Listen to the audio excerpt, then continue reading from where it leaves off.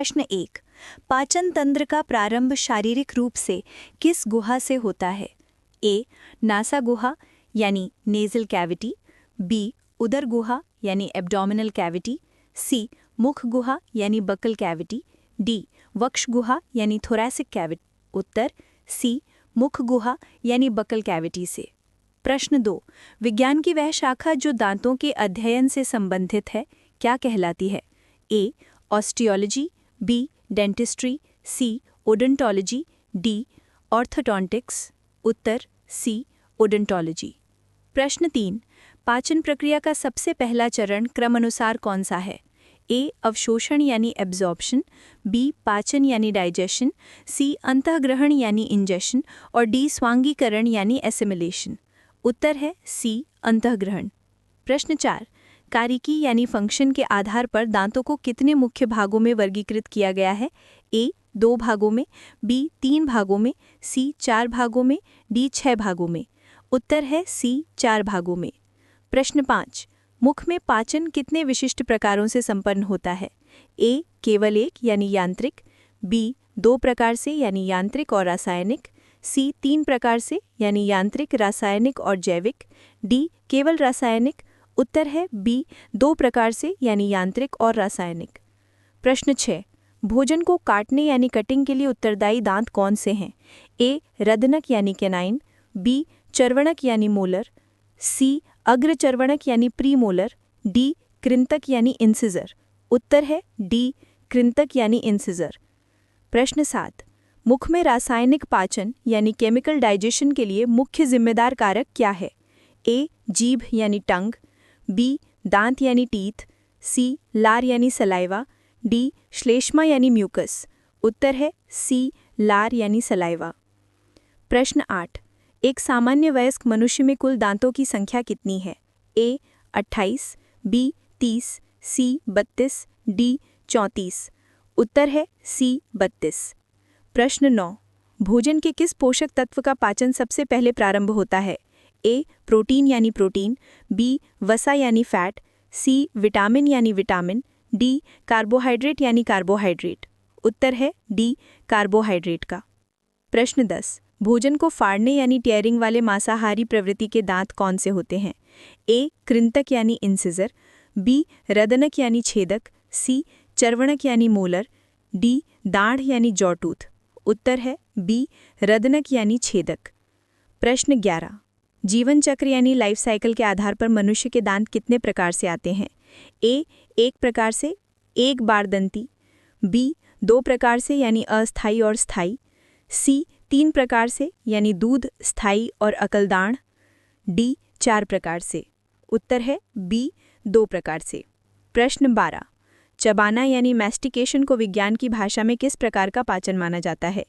ए रासायनिक पाचन यानी केमिकल डाइजेशन, बी यांत्रिक पाचन यानी मैकेनिकल डाइजेशन, सी जैविक पाचन यानी बायोलॉजिकल डाइजेशन, डी किण्वन यानी फर्मेंटेशन। उत्तर है बी यांत्रिक पाचन यानी मैकेनिकल डाइजेशन। प्रश्न 13। भोजन के अवशोषण यानी एब्जॉर्प्शन की क्रिया मुख्य रूप से किस अंग में संपन्न होती है? ए आमाशय यानी स्टमक, बी बड़ी आंत यानी लार्ज इंटेस्टाइन, सी छोटी आंत यानी स्मॉल इंटेस्टाइन, डी मलाशय यानी रेक्टम।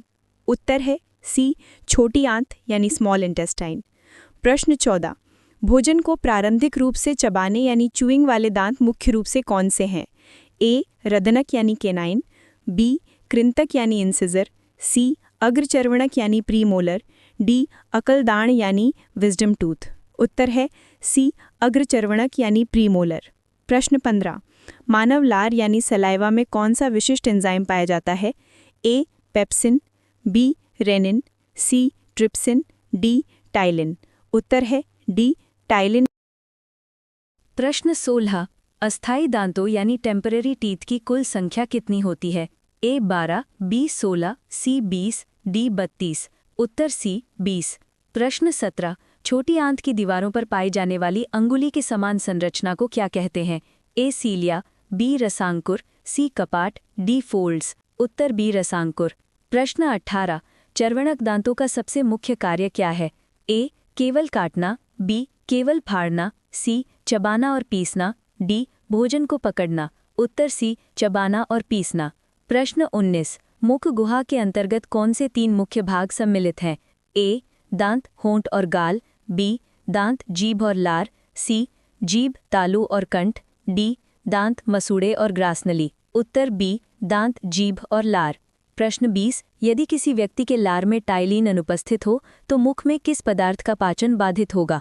ए प्रोटीन, बी वसा, सी खनिज लवण, डी कार्बोहाइड्रेट।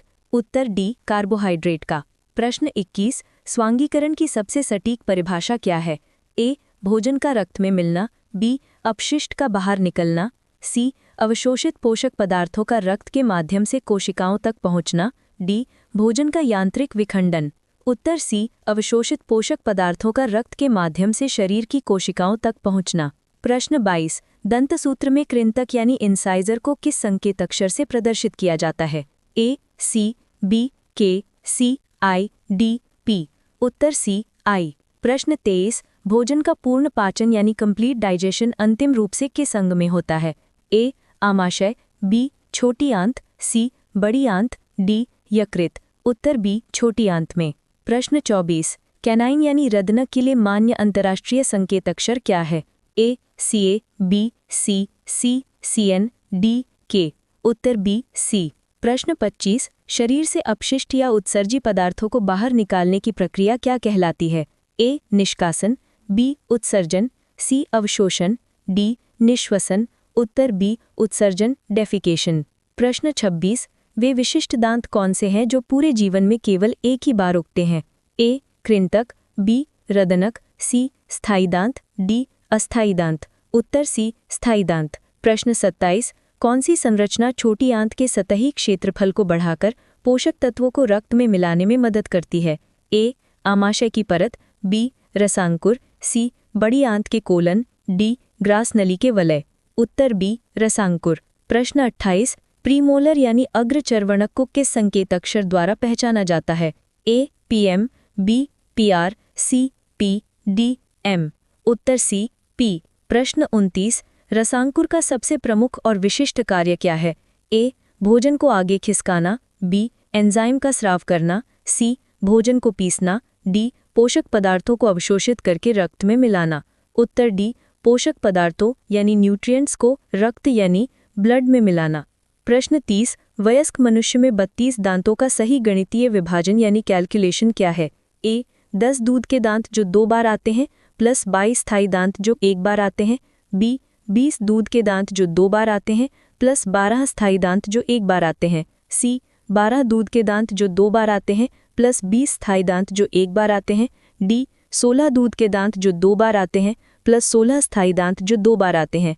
उत्तर बी 20 दूध के दांत जो 2 बार आते हैं प्लस 12 स्थायी दांत जो 1 बार आते हैं, 32 दांत। प्रश्न 31 यांत्रिक पाचन मैकेनिकल डाइजेशन का कार्य मुख्य रूप से किन अंगों द्वारा किया जाता है? ए लार और एंजाइम, बी दांतों और जीभ, सी तालू और मसूड़े, डी ग्रास नली और कंठ। उत्तर है बी दांतों और जीभ द्वारा। प्रश्न 32 मोलार चवर्णक को किस संकेत अक्षर से दर्शाया जाता है? A MO, B ML, C M, D P. उत्तर है सी एम। प्रश्न 33 अस्थायी दांतों को सामान्य बोलचाल में किस नाम से जाना जाता है? ए अकलदाढ़ विजडम टीथ, बी दूध के दांत मिल्क टीथ, सी मोलार दांत मोलार टीथ, डी कमजोर दांत वीक टीथ। उत्तर है बी दूध के दांत मिल्क टीथ। प्रश्न 34 शरीर की कोशिकाएं अवशोषित पोषकों का उपयोग मुख्य रूप से किन कार्यों के लिए करती हैं? ए केवल वसा संचय के लिए, बी ऊर्जा और वृद्धि के लिए, सी रक्त निर्माण के लिए, डी पाचन रस बनाने के लिए। उत्तर है बी ऊर्जा और वृद्धि के लिए। प्रश्न 35 जीवन में केवल एक बार आने वाले स्थायी दांतों मोनोफायोडोंट की संख्या कितनी है? ए 8, बी 12, सी 20, डी 32। उत्तर है बी 12। प्रश्न 36 एक ऐसा दांत जो भोजन की ग्राइंडिंग पीसने का कार्य करता है और सबसे अंत में होता है वो कौन सा है? ए रदनक कैनाइन, बी कृंतक इंसाइजर, सी चवाणक मोलार, डी अग्र चवाणक प्रीमोलार। उत्तर है सी चवाणक मोलार। प्रश्न 37 दूध के दांत पूरे जीवन काल में कितनी बार उगते हैं? ए केवल एक बार, बी 2 बार, सी 3 बार, डी निरंतर उगते रहते हैं। उत्तर है बी 2 बार।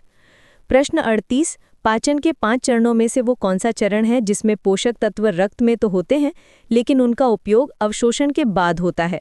ए अंतःग्रहण, बी पाचन, सी अवशोषण, डी स्वांगीकरण असिमिलेशन। उत्तर है डी स्वांगीकरण असिमिलेशन। प्रश्न 39, केनाइन रत्नक दांतों का प्राथमिक कार्य क्या है? ए भोजन को पीसना, बी भोजन को काटना, सी भोजन को फाड़ना, डी लार मिलाना। उत्तर है सी भोजन को फाड़ना।